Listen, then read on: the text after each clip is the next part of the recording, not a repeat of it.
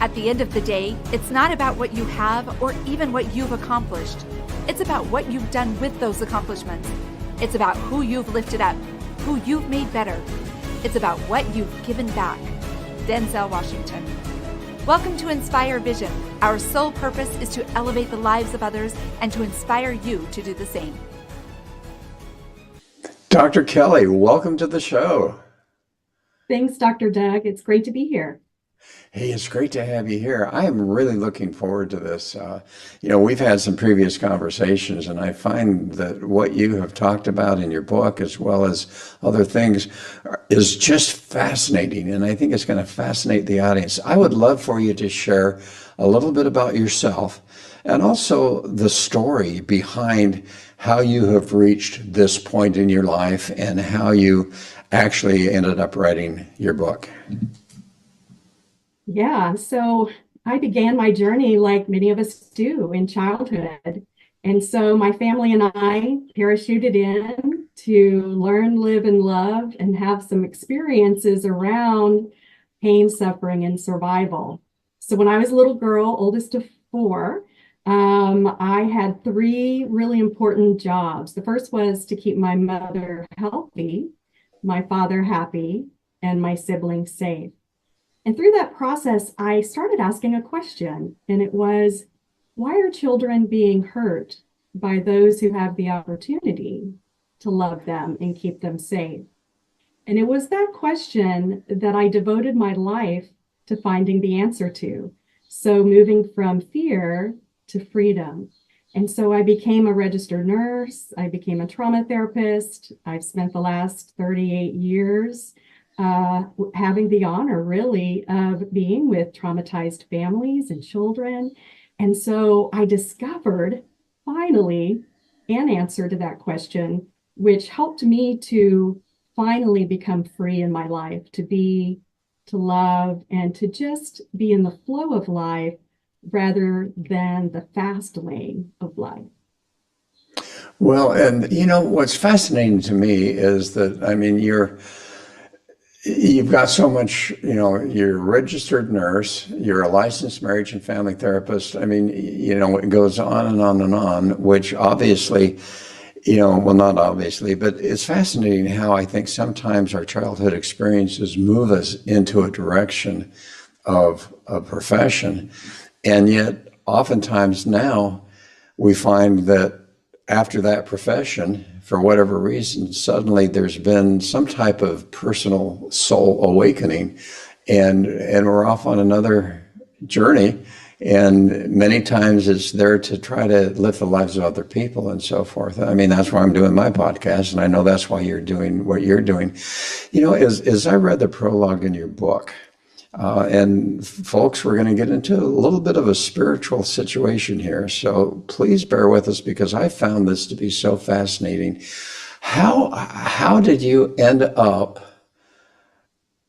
with that insight that you wrote in the prologue of your book? And let's talk a little bit about your book. What's the name of your book? So the book is called What's Going On with My Family? A Roadmap to Healing Trauma, Unlocking Your Hidden Power, and Remembering What is Sacred. And I'm sure people have asked themselves, at the latest reunions, family reunions, or dinners, or holiday parties, who are these people? What are we actually doing right here, right now? And so the book was born out of really the pandemic pause, which the pause is the possibility of aligning to universal source energy. So when I no longer had an opportunity to be with the children and the teens and the families, having been through adversity myself, I hit a wall so hard by being sequestered in my home as an essential worker, not able to do things the same way, that I went into a spin, and the pain was off the charts mentally, emotionally, physically. And I went to acupuncture for the first time in my life, trying to help with this pain in my body. And when those acupuncture needles went in, they opened my energy centers, the meridians in my body. And I didn't know what was happening. I just knew I thought for sure I was going to take the exit right there. I was so sick. But what had happened was all of the energy started to flood that no longer supported my path. And I had a dream, Dr. Doug, and it was that dream that opened me up to this possibility of something else is happening here. And so I was reflecting on the show. Do you remember Dr. Doug, Let's Make a Deal? Do you remember that Yes. show? Oh, And yes. so let's make a deal. So it was curtain number one. I had gone through the nursing, the mind and the body and stuff. And door number two was the mental. So I'd combined the mind and the body with in my professional life. But door number three, the spirit, mind, body, spirit. Well, see, that's not something I had explored. And so now the third door opened. And when it opened, it blew wide open. And I began to have visions and dreams. The prologue, the very first line of that prologue is, there was no turning back. And that prologue was written from a vision that I had of what we as individuals, but families, were actually doing on the earth right now. And it blew my mind. And so the I prologue can, is the yeah, beginning. I can imagine. And, you know, when we talk about what you went through as a child, and I just want the audience to understand how difficult that really was, because that was childhood adversity, abuse, and even some sex trafficking. Right.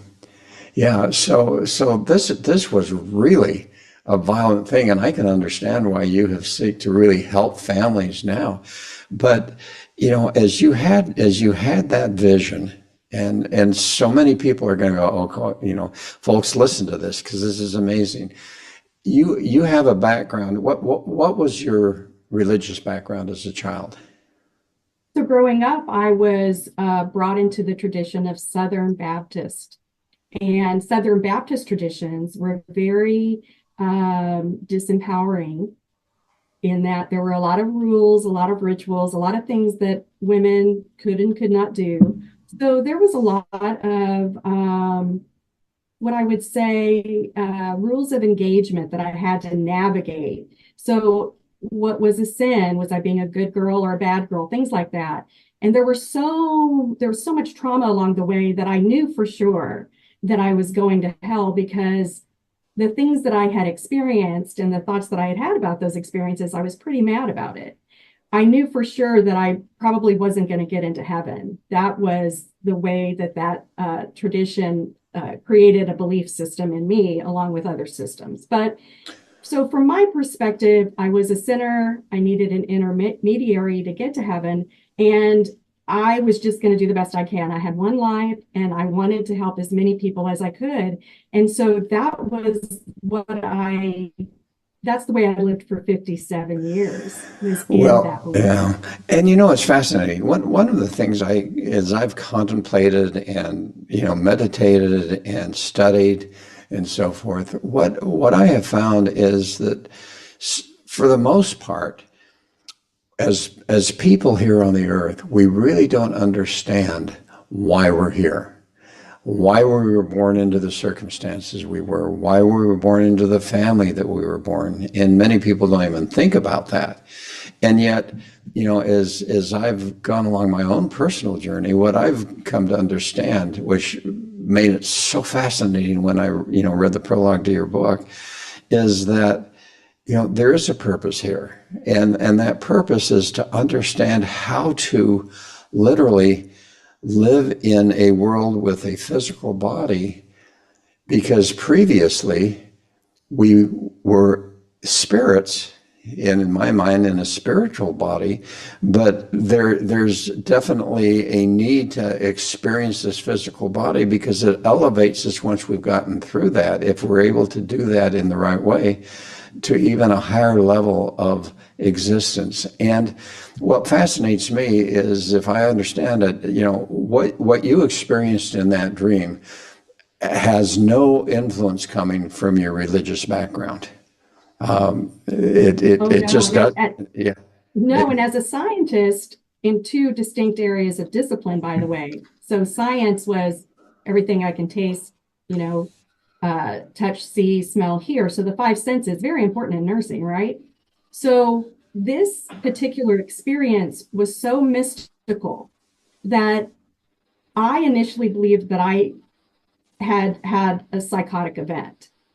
And I had been in therapy on and off for decades of time, trying to cope with the childhood adversity, with the dissociation, 12 prescription medications, addiction to opioids. I mean, believe me, I have moved through that part of the process and understand it deeply. So I really believe that I had had a mental breakdown. It wasn't until just a little bit later that it wasn't a one and done vision or dream. Other mystical experiences began to occur spontaneously. I began to have experiences I couldn't explain scientifically. And at some point, I chose to, as a scientist, engage in the possibility that I was a multidimensional being of infinite intelligence, pure love, and sacred energy in a human experience, exploring the energy of pain, exploring the energy of suffering, exploring the energy of survival.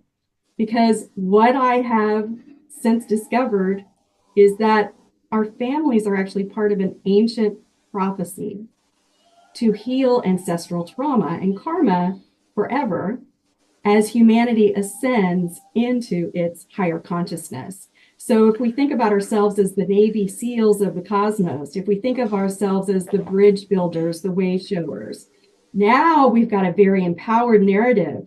So we are the bravest, beautiful, brilliant souls. We're all in here, combinations, and configurations with one great purpose as one sacred family, which is to heal, transform, and then rise into the new unity consciousness. So Well, and our family hold the keys to that as well. yeah, and you talk about empathetic, you talk about mystic. I really love to talk about it as spiritual. Okay. And Well, either because way. that takes away some of the automatic reactions of folks who happen to have some type of spiritual background or religious background, but the mystics, all this type of stuff. But let's talk about that. Explain, if you can, your vision. Explain what you came to understand about our life before we came here to this physical existence. Well, before our physical existence, which, by the way, we are expressions of life, is how I call it. So, in the reincarnation language, so again, language is very limiting for human beings. It And we is. do love to label.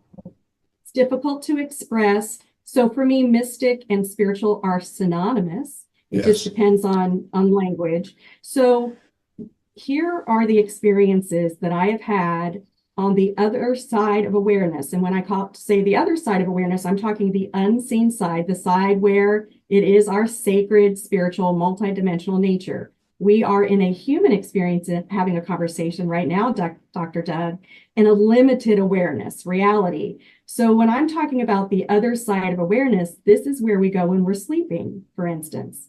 So on the other side of awareness, once these spiritual experiences begin to happen, dreams and visions and downloads of information in a way, as I was writing, it didn't sound like me per se as Dr. Kelly. It sounded different than that. It sounded more expansive, more empowering, more loving. And so I'm thinking, what is coming through? Who is this? Well, this is higher self, what people refer to as a higher self, or my spirit, who is hanging out with me now. So on the other side of awareness, here is what I discovered. The souls of my family, the six of us, mother, father, myself, and three siblings, we came to explore three themes that, as a microcosm, humanity is now exploring energetically. The theme of separation, that we believe ourselves to be separate from one another and from everyone else. Well, what we know is the law of one is we're all interconnected. So we came to explore separation deeply, feeling disconnected from ourselves, and one another. The second theme we chose to explore energetically was judgment, self-judgment, the judgment of each other, the judgment of others in our lives, even the judgment of the natural world. The third theme that we chose to explore in this lifetime as a family was the theme of self-honor. Well, what is self-honoring?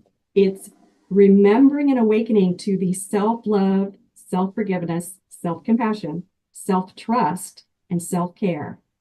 So the minute I put my own oxygen mask on, my own oneness mask on, and really understood myself, know thyself, it took 3 years for this book to be born because I was healing all expressions of life in every place and space. In other words, not just this lifetime, but in all lifetimes.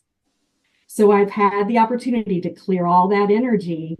And in doing so, now I hold a vibration of home or heaven, if you will. And without saying a word to anyone around me, people began to notice that something was different. So just by being my authentic self and holding the highest vibration I could, doing my own inner work, generations of my family on both my side and my husband's side and within the marriage itself began to transform. And this is when I knew our families within ourselves as individuals, but our families as a whole can and do heal themselves. So with your experience, did you get the sense that we literally chose our family previous to coming here? Did you experience that perhaps we even chose what experiences we were going to have while we're here in this physical realm in order to help us to literally grow? And that's different for different individuals. But was that the sense that you got? It is the sense that I got. And so I'll give as I mentioned before, our family as the 6 souls, because we have a soul group that continue to ebb and flow through timelines and storylines, if you will, and world lines. World lines are just where we are in the world, what culture we're in, tradition, that kind of thing. So remember, we're doing a lot at the same time in this moment of now. But the 6 souls that incarnated as our family, so remember that we're both genetic and energetic imprints, right, of life. And so we were very purposeful. This lifetime was very meaningful because we wanted to heal the trauma and the karma of this particular lineage. So for me, what I chose before coming and what my other 5 around me agreed to help me with was to heal the energy of pain, suffering, and survival around the trafficking specifically. So I had, in a previous expression of life, gone through trafficking before, and I had not had a chance to heal it. That's the trauma and the karma. So I did not have a chance to heal that in that what you would call previous lifetime or expression of life. And so not just those 5 in my family, but those who were the villains in my story of that trafficking, I was able to ask permission to meet with the higher selves of those particular souls to see what that plan was. Because the trafficking was one of the most difficult parts for me to transform in this lifetime, the energy of it. And what I discovered is the villains in that story, remember, it's all we're in a dream at the moment, and we're just taking ourselves out for a spin energetically to learn and to grow as souls. Those who played the villains in my story agreed to play those villains so that I could potentially move my way through that energy of pain and suffering and survival into the transformation and the awakening of my soul to its true nature. And that's exactly what happened in this lifetime.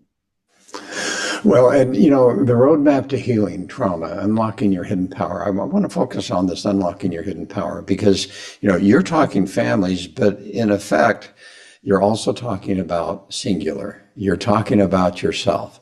And for those people and for all of us who, to one degree or another, certainly not to the seriousness that you have experienced, and yet for others, yes, it is. How do they go about truly unlocking their hidden power? I'm not sure that they're going to have the same spiritual experiences that you have had and that type of insight. That's highly unusual, I think. And not many people, well, not many people have that type of insight, or if they do, they're looking at it perhaps a little bit differently. But what is your thoughts about how does an individual go about unlocking that power? How do they go about freeing themselves from those childhood experiences? And oftentimes, obviously they can be very subconscious. We don't even think about those. And yet they are literally affecting our lives. They're affecting our experience of life without us even realizing it. I interviewed a fellow the other day that was talking about the neuroscience and how literally our brain creates those neurological pathways based on our thought process, which oftentimes is that subconscious. And so here it is, we're experiencing this, and yet there's a way in which we can change that neural pathway. We can create a whole new life. We can create a whole new perception of life. But it's not easy. How do you help people on an individual basis to literally unlock that hidden power and to be able to overcome those situations in their life? And we'll talk about just this life. How do they overcome that to the point where they really become healed and they really become free to move forward to a higher experience in this life? Right. So the first thing I want to just share is answering the question, what's the hidden power? The hidden power is resilience, wisdom, and genius. Now, I had no idea I had hidden power. Remember, I went through door number 3 not knowing what in the world was going on here. So organically, as I was trying to figure out who I truly was, because I had wired my brain from the beginning, even in the womb at the point of conception, we have already taken on the imprints of our mother and father, Yes. wherever they were in their journey. So now as I'm in my mom's tummy, if you will, or gestating, my mom was super stressed. So now I've got all the chemicals as a baby, right? Now I'm popping out into what I call the shark tank of energy, which is the heavy energy that our world was living in, not just my parents, their parents, their parents. So I had to close down that connection to my sacred nature really quickly. Sacred meaning worthy of unconditional love. Okay. So I shut that down. Didn't know I had a hidden power.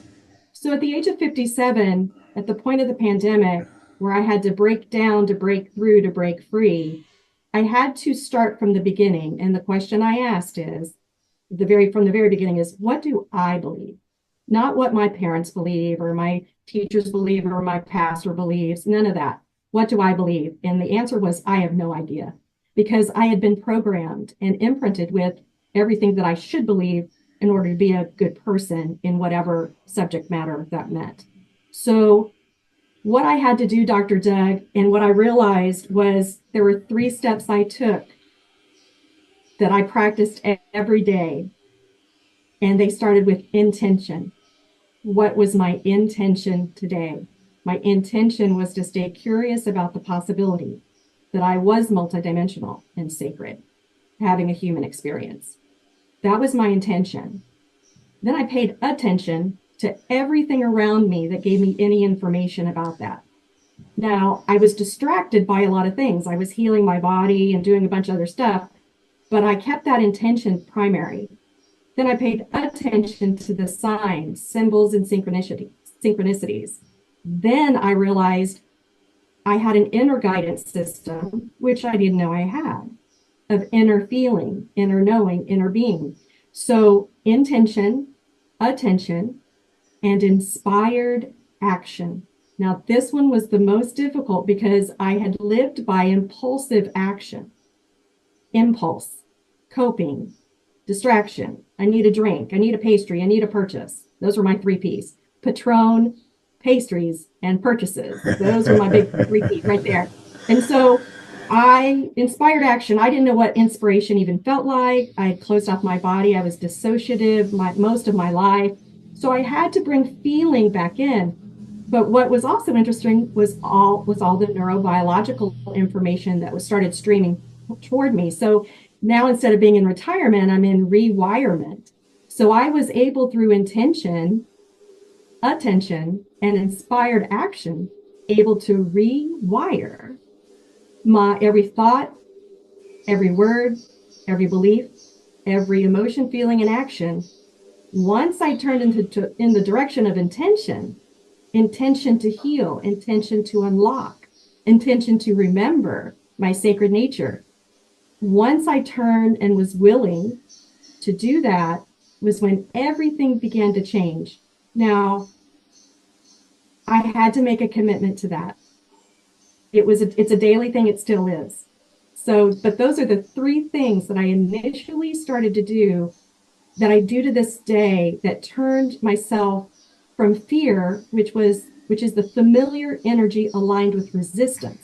When we talk about energy, we're all energy.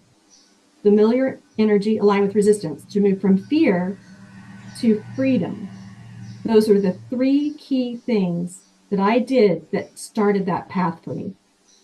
So for you, you personally had such amazing experiences that there was that inner motivation that allowed you to do that. So as you work, and do you work with individuals as well as families? So right now, because Dr. Doug, I call myself a recovering caterpillar.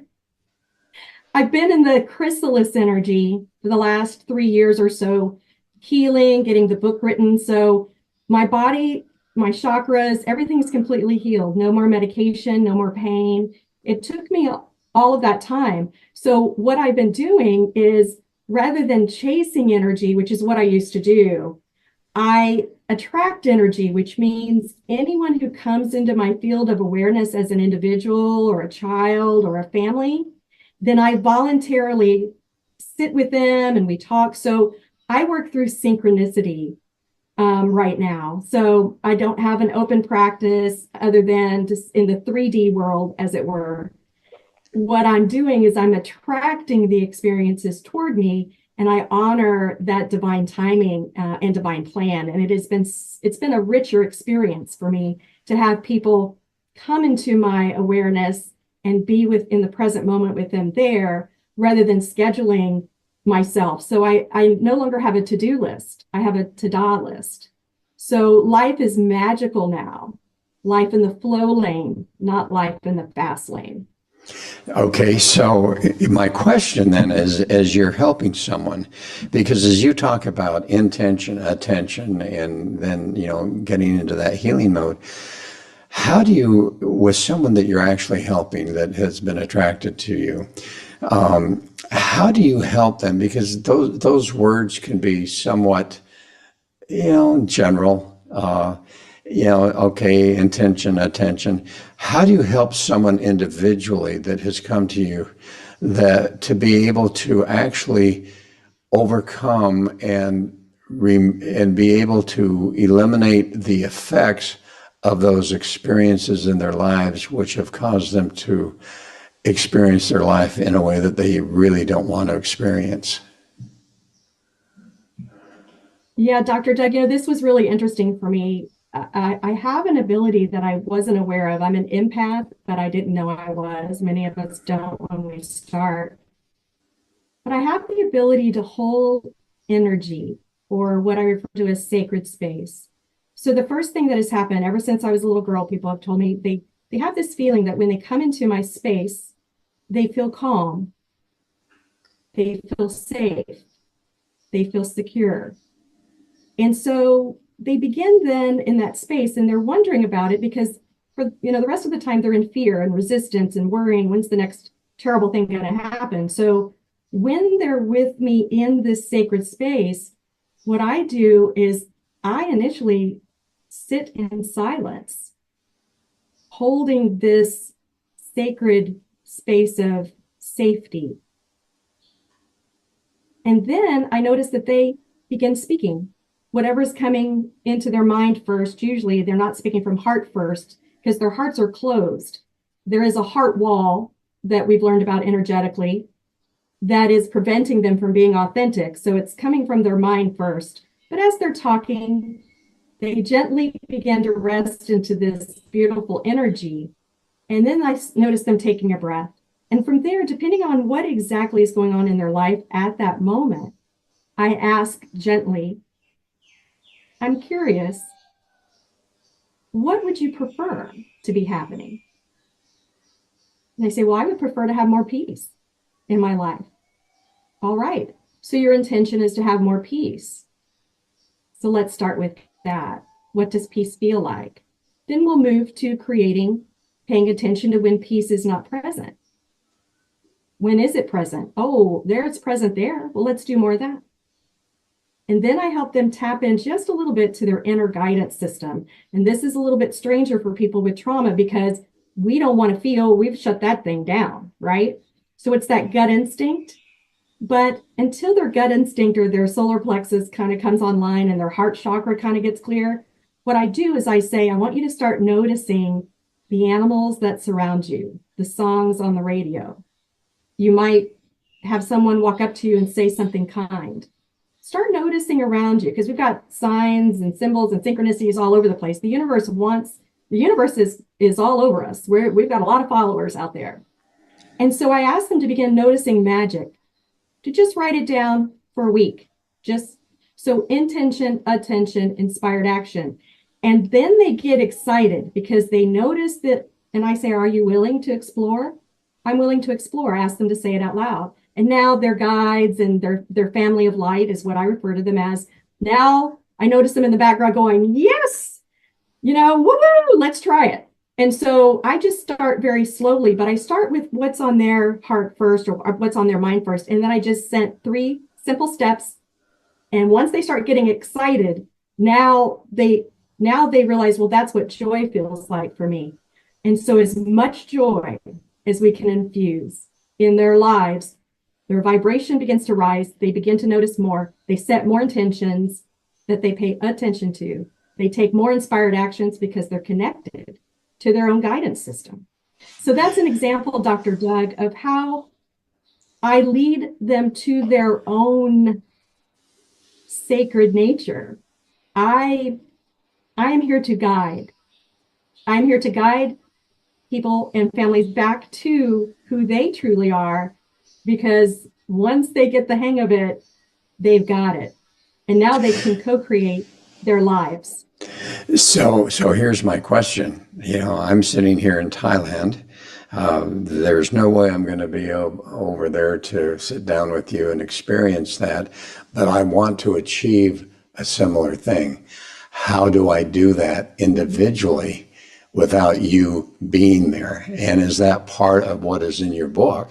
Do you actually describe to people how they can experience that on an individual basis and accomplish that on an individual basis? And if so, how do they do that? Is it through meditation? Is it through different modalities? How is that? That's a great question. And I do want you to know, Dr. Doug, that as you and I are talking, the energy of our conversation is flowing through the medium of technology. So if someone does not want to engage through the technology, here's what I discovered that brings me great joy.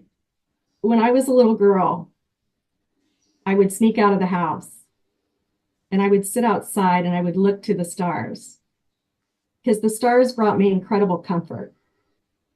Don't know why I felt so comfortable looking at the sky, but I did, and it gave me comfort.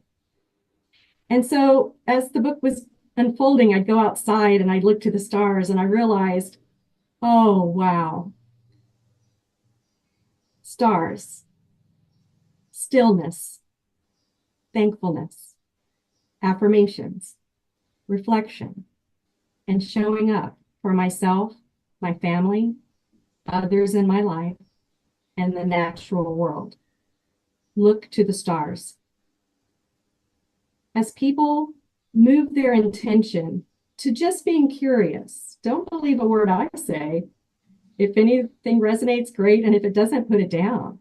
But if something inside you is saying something feels familiar about what she's saying, then those 5 steps every day for yourself first really, really helped me. And once my vibration shifted, shift being sacred healing of individual and family trauma. It's a shift show out there, Dr. Doug. That's all that's going on right now. Our world is healing. That's it. We can't heal what we can't see. So look to the stars. It's free. Anyone can do it, anywhere, at any time. And by the way, just keep that a little secret for a while for your family. And wait until they begin to notice what has changed, because when they come to you and ask the question, they're more open to hearing your experience. Well, and so as you talk about going out and looking at the stars, I'm thinking of a very specific description that I heard about the other day on a podcast, and talk about our sacred senses. And you know, in that case, really, you're in there looking at the stars. You're kind of getting into this whole meditative state. And so again, going back to that question of, you know, how does one go about that? Is it a matter of, you know, the intention, attention, and then really getting into that state of meditation, of just really trying to eliminate everything around you to where you can really tap in to that spiritual nature of who you are. Now, those that are non-spiritual call it the quantum field. Those that are spiritual, you know, talk a little bit about something a little bit different. But is that what happens? And is that how they're able to do that, is to get into that state and then recognize what's coming up, and then understanding that consciously they can then let it go? How does that work? Yeah, you know, I got to tell you, it was turbulent. It can be uncomfortable, and that is a natural part of this process. We are, as human beings, moving through a lot of energy right now that is bringing our body's vibrations higher. So any energy, the heavier energy of fear and blame and worry and hurt and shame and all of that is coming up for review. It's coming up to say, are you going to hang on, or are you going to find a way to let go? And so letting go is not easy. It's unfamiliar. It can be scary. You may feel overwhelmed with the emotion. All we're doing is moving the energy. It's energy in motion, energy. That's all this is.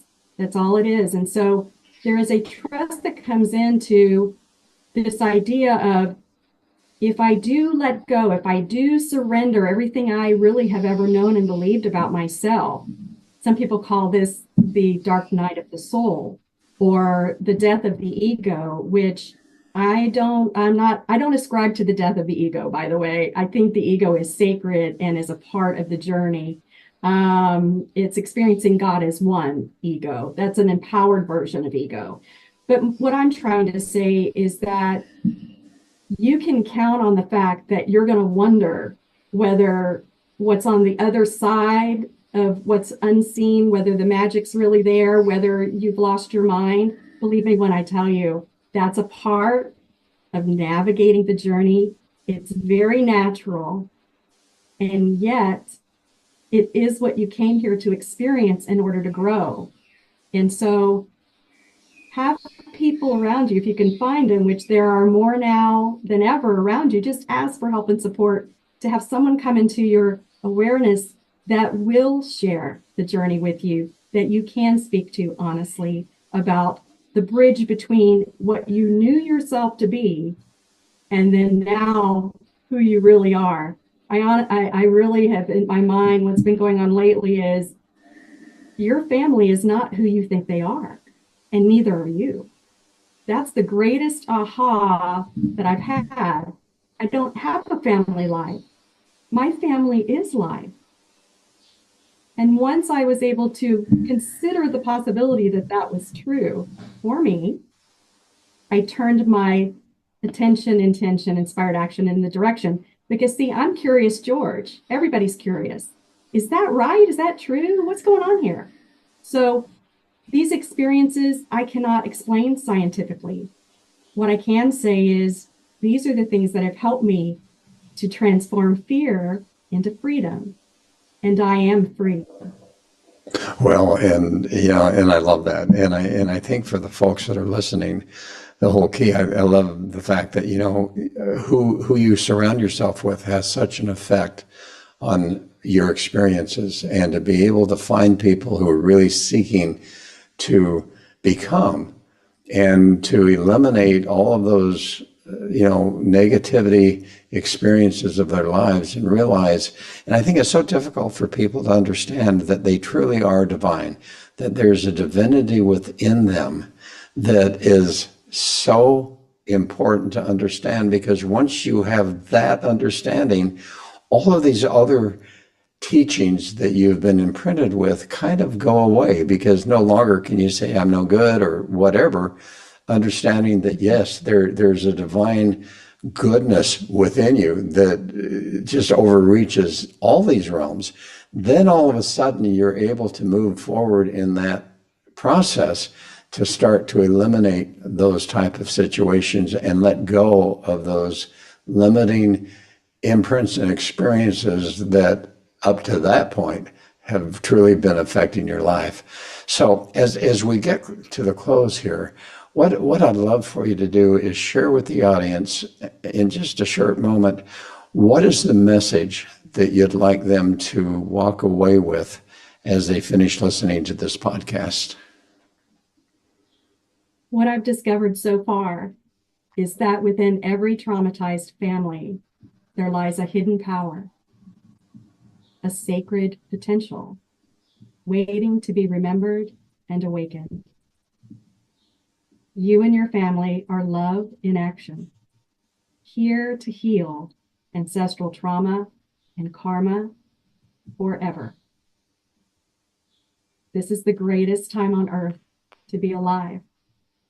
And I am so thankful to be on the journey with all of you. Oh, wonderful. Thank you so much. Kelly, this has just been an amazing conversation. And the insights that you've had, the experiences you've had, and the ability, I can't imagine that it was easy to sit and write that book and become so transparent, about your life and about what you have experienced and, all of that. That's not easy to do, and yet you've done that, and I'm sure that you're touching so many lives. How do people find that book? Well, everyone can find me at onesacredfamily.com. Okay, and is your book on Amazon or any other places? Yeah, so the book, you can just go in there, but it's in every format you can imagine, and also on Audible and Findaway Voices if you choose to listen to it. I did narrate it personally. Oh, wonderful, wonderful. Well, folks, hey, thanks for listening. I hope this has been meaningful to you, and we look forward to having you join us again soon for the next one. Meanwhile, have a wonderful day, and namaste.